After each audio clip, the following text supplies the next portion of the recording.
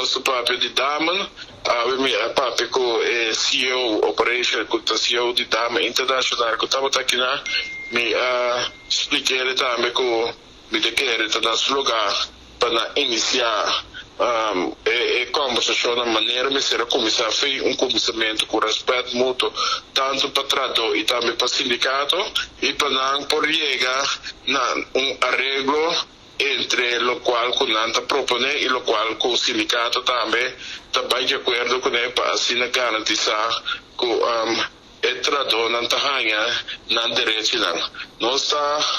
não está consciente que a situação aqui na caminho com tem bajada de trator no mundo,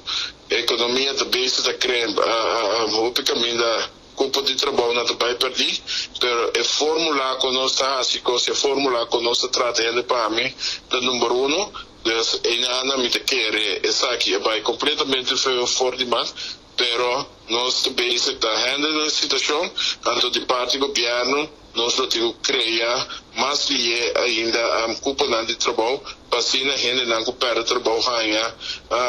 culpa de trabalho outra caminho e para não queda pouco tempo sem trabalho. Se danificar que retiro não está propone esse 78 tradona esse que deriva mesa. Esta é a companhia privada tem conforme lei não tem direito para fazer isso aqui,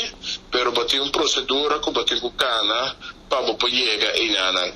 Tem comanda pedir permite, então essa aqui não tem na hora que o governo não permite para vai corte, então se poder mostrar a base da cifra não que não está roubar mais para manter o poder do corte mesmo do nabo green line hora para retiro forçar. Pois está processo que nós conhecemos do mundo, processo que nós conhecemos aqui na questão, também se me dá pensa, nós podemos fazer processo menos doloroso, nós podemos fazer processo de uma forma mais melhor,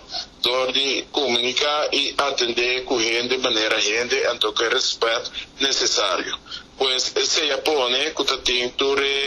emocional com a lente se Japone que tradona dentro de huelga e me quer orbo papi sabe que o sindicato para chegar na negociar milhão salida também para tradona caminho para nosso papi com a companhia e também tradona também com tipo mais satisfação de tal forma que não tem espaço que não pode buscar durante o dia e outro trabalho. Pero esta queda com papel uma situação muito dolorosa,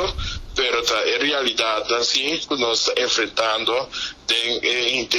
turbulência que passa no mundo e nós estamos parte do mundo.